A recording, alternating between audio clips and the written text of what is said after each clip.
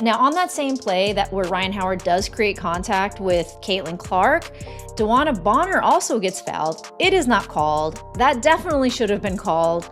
And I mean, I don't know. And the Indiana Fever don't have the best whistle. They didn't have a good whistle last season. Jumps sideways into her, takes her arms out, knocks Caitlin on the ground, and then stops because she knows she's fouled. And the referees are like, Caitlin Clark was struck in the head during the Atlanta Dream game, right in front of the referee, who remained still like a broken traffic light. Clark glanced at the official incredulously with no whistle and no call. However, this tendency persists throughout games whenever Clark shows even the slightest sign of displeasure, resulting in a concerning double standard. It appears that the officials use two rulebooks. One penalizes their natural emotions, while the other disregards direct touch with elite players. Because of the inconsistency, the game's credibility is compromised and spectators begin to doubt the officiating standards. Like a flash of light that we saw from the jersey is Goldwalker Kimbrell was talking to the official about the ref, Caitlin Clark. It simply was not plausible. With the referee observing the entire incident, I'm not even exaggerating when I say that Clark was struck squarely in the head. It was obvious to everyone watching at home that the referee saw Clark take a shot to the head. Clark stared to the referee and asked, "Are you serious right now?" As you are aware, the referee did nothing at all. Pleased as though he were riveted to his location, the referee remained there gaping. Silently acting as though nothing had occurred, how can an expert overlook what all viewers could plainly see? obviously, look, when anything happens with Caitlin Clark, more light is brought to it. But it was really bad. Like, it was really, really bad watching the game yesterday. And it happens always. Just in front of the referees, Pau Pau was using both hands to grab Clark's jersey during that same game. This wasn't your typical hand inspection. Her two hands were gripping Clark's jersey. The officials simply let it go while they were watching it closely.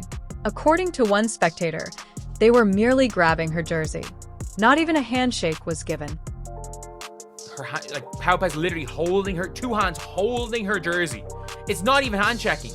Holding her jersey with two hands. And the ref's not calling anything. It seems that the animosity has permeated the team because the officiating issues persisted throughout, this time between a veteran and a new comrade.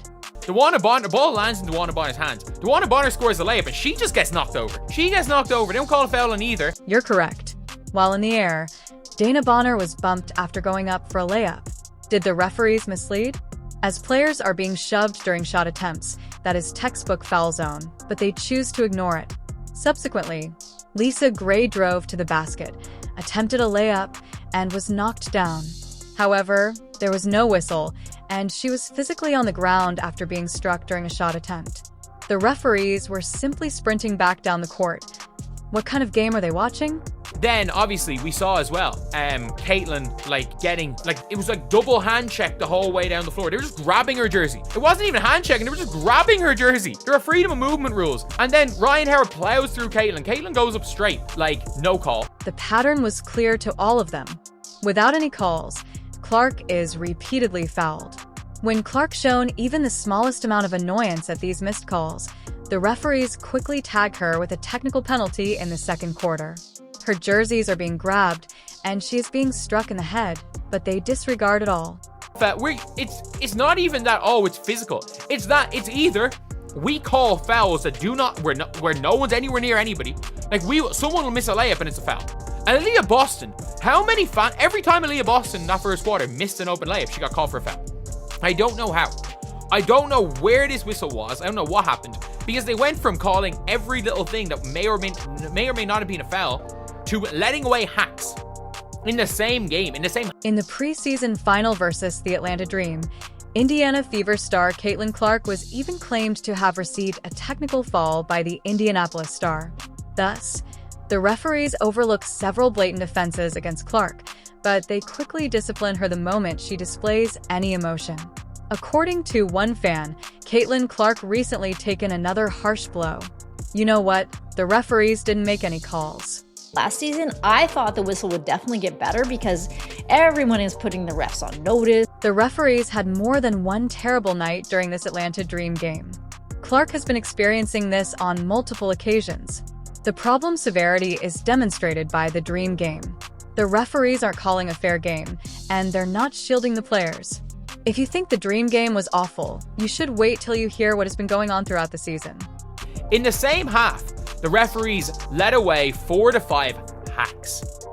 Again, not fouls like, we're trying to stop you from scoring, let's hack. They led away multiple of them while calling fouls where no one touched anyone. You may believe that the Dream game was simply one mishandled refereeing incident, but Clark has experienced this throughout the season. It's a pattern, and it gets worse with each game. However, the issue has spread to other games and is now a seasonal occurrence. In the preseason alone, the proof is evident. 2 preseason games were played by Caitlin Clark without a single free throw being made. After participating in 2 preseason games, Caitlin Clark has yet to make a single free throw, as one fan noted. When you think about her function on the court, this violates basketball logic. It's just something that is just unacceptable in the league at this level. How the referees are that bad. And I don't think we haven't even seen the MJ ref yet. Consider Clark's major ball handling duties. She consistently makes contact with players in her position and drives to the hoop. Each game, these forceful movements usually lead to several trips to the free throw line. Despite the fact that free throws are vital strategic advantages that offer scoring opportunities and aid in rhythm establishment, Clark receives none of them. 29 points with 0 free throw attempts. What is happening? Anybody remember special whistle? They must have a special whistle. Anybody remember that? Well, a special whistle indeed. She held the ball for the majority of the match against the Brazilian national team. Somehow, she was driving and making progress, and not a single infraction led to a trip to the queue. As one fan correctly asked, "You mean to tell me that during these 2.5 games, Clark wasn't fouled once?" This is just nonsensical to anyone who knows basketball. Like, the standard is so bad. While other players receive whistles right away for even the smallest contact, a tiny brush against the ball whistle, the referees abruptly forget they have whistles when Clark is pushed, grabbed, and knocked around. The officials appear to have laser vision, which exacerbates the situation whenever Clark does anything. Due of her rage, they quickly give her a technical foul for throwing the ball towards the wall. Consider this. 12-3 run, as they are now just down 1 point. The data supports it all. Even though Clark controls the ball a lot, her free throw attempts are far lower than one might anticipate. Basketball is a simple game. A primary ball handler's ability to drive, absorb contact, and reach the line usually results in more fouls, but it appears that Clark doesn't follow that fundamental reasoning. It's kind of interesting that Caitlin Clark hasn't been to the free throw line at all, and she got a little bit of flack for pushing off on Te-Hina Paopao when she made this 3-point shot earlier in the game, but people did not realize that Te-Hina Paopao was kind of bear hugging her. She fouled her. One of the most annoying things is seeing referees call phantom fouls elsewhere. It's a foul somehow when a player falls with no one inside 3 feet. One onlooker commented on the startling discrepancy. They shifted from calling out every small detail that might or might not have been a foul to allowing cheats in the same game. A lot of people like to say, oh, this is just a physical league, until it comes to Caitlin Clark. The difference from other players is remarkable. Consider Boston's Aaliyah. Her acts are immediately criticized. In the first quarter, Aaliyah Boston was called for a foul each time she missed an open layup, according to one source. Clark makes a lot of contact with no reaction, while other players get called for light touch. It's all around just mad, what is happening in the WNBA, because it's not exclusive to one player or another. It's not the leagues being physical. The standard refereeing is terrible. It's embarrassing that you watch every single game and you're like, not only are there players here that are there are players getting away with straight up hacking people. 4 to 5 blatant fouls against Clark are going uncalled by the referees each game. These are not insignificant encounters. They are flagrant infractions that any capable referee would call right away. Clark is constantly treated the worst in this unfair environment where various standards are applied based on who possesses the ball. So many clips. Like, there's no point showing individual clips. Like, even in the playoffs last year, do we not remember when Caitlin Clark is shooting a layup and she's in the air and Marina Mabry commits a block, a hit on the arm, a blocking foul, like a whatever hit on the arm foul, everything. Keep in mind Clark's fate from the previous season. Almost without any repercussions, the referees allowed players to target her. In one game after another, Clark was being shoved, hit, and harassed as the referees looked on. And guess what? No one complained. The Kennedy last season, Carter physically harassed Clark on the floor, going beyond what was considered personal. During a game, Carter even used the derogatory term against Clark. Direct verbal abuse took place on the court. Carter and Clark. I mean, that's clearly a foul. Would you mind if your supervisor stood by and watched someone at work call you derogatory names? It was precisely that. Despite being present and listening to everything, the referees did nothing. No technical error, no alert total inactivity. The referee's role is to keep things under control and shield players from such conduct, but they were totally ineffective. The Clark excessive rough play by Angel Rhee against Clark necessitated government involvement. All onlookers could see it. She smacked Clark with more force than is typical in basketball. Clark, hammer. That's right. This is being reviewed for possible upgrade to a flagrant. I think it'll be upgraded here. And, she gets her really hard there. Clark is being hit every time she moves without repercussions. So how is she supposed to play her game when the rules explicitly indicate that such excessive contact should be called, yet the referees remained silent? Clark was the victim of an almost egregious offense that the officials completely disregarded. When excessive or needless contact occurs that is listed in the rulebook, flagrant fouls must be called. But when Clark experienced it, the referees pretended to see nothing, setting a new standard just for her. There was also a stat that came out a few weeks ago that said Caitlin Clark received 17% of the WNBA's flagrant fouls this season, and 80% of those flagrant fouls were committed by the Chicago Sky against Caitlin Clark. Clark was taken down by Marina McBraw during a layup attempt without a whistle during one of the season's most important playoff games. MBRE sent her tumbling on the ground as Clark stepped up for a shot, and play resumed on as if nothing had happened. Why is it not a foul to knock someone down during a shooting attempt? If this had occurred to another elite player, would it have gone unnoticed? With no penalties, Diamond DeShields gave Clark 2 egregious fouls.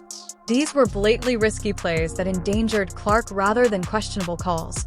Fouls that are called for others right away, yet go unpunished when they are directed at Clark. Indiana Fever in the Chicago Sky here from Wintrust Arena. The Fever really stretched out this one in the second half as we look at Diamond DeShields and Caitlin Clark. And Diamond with... As highly compensated professionals, the referees are expected to be the greatest in the world. Therefore, skipping these calls is never acceptable. Neither are these volunteers or newcomers. At the most fundamental aspect of their work, which is to keep players safe and call a fair game, these professionals are failing. This trend of no calls has continued ever since Clark joined the league, setting a risky precedent that gets worse with time. This is proof of a systemic failing rather than an individual instance of behavior. Players will continue to pursue Clark after realizing they can foul her with no repercussions. Called that. So there have been cheap shots, there have been hard fouls, there have been other plays that haven't even been called flagrant fouls. But when you have the face of your league getting nearly 20% of all flagrant fouls called against her, that is an issue. And that's not just an issue that the players have to work out. That is from top down. That goes to the commissioner level. Like, that is the level that needs to control these kinds of things. How is WNBA officiating actually going? And what has to change? Is it inertia or bias? Do they intend to make her more resilient? Regardless, it must end before someone is gravely harmed. on. These WNBA players, GMs, coaches, all of the above like to take pride in the fact that the league is very physical. The question I'm going to pose here today is, why is that something that you're proud of? I honestly think that the physicality in the WNBA is going to hurt it in the long run. You can take reference from the NBA. A lot of NBA fans will say that the NBA is soft now. You can't get away with anything. And you know what? That's so true, because Adam Silver has gone out of his way to protect his players and also make the game a lot quicker. The game's integrity is harmed and players are put in danger by the WNBA's severe refereeing issue. Have you noticed that referees frequently call technical fouls yet overlook obvious fouls? Star players like Clark are unable to play in a safe atmosphere because of these referees, which is absurd. Now, the league requires improved training. Although there are fewer stakes, even the Irish National League maintains superior officiating standards. The WNBA must take immediate action to ensure the integrity of the game is maintained if it hopes to continue expanding. The referees must be held accountable for missed calls and hold each player to uniform standards. Hold people accountable, since all players should be treated fairly.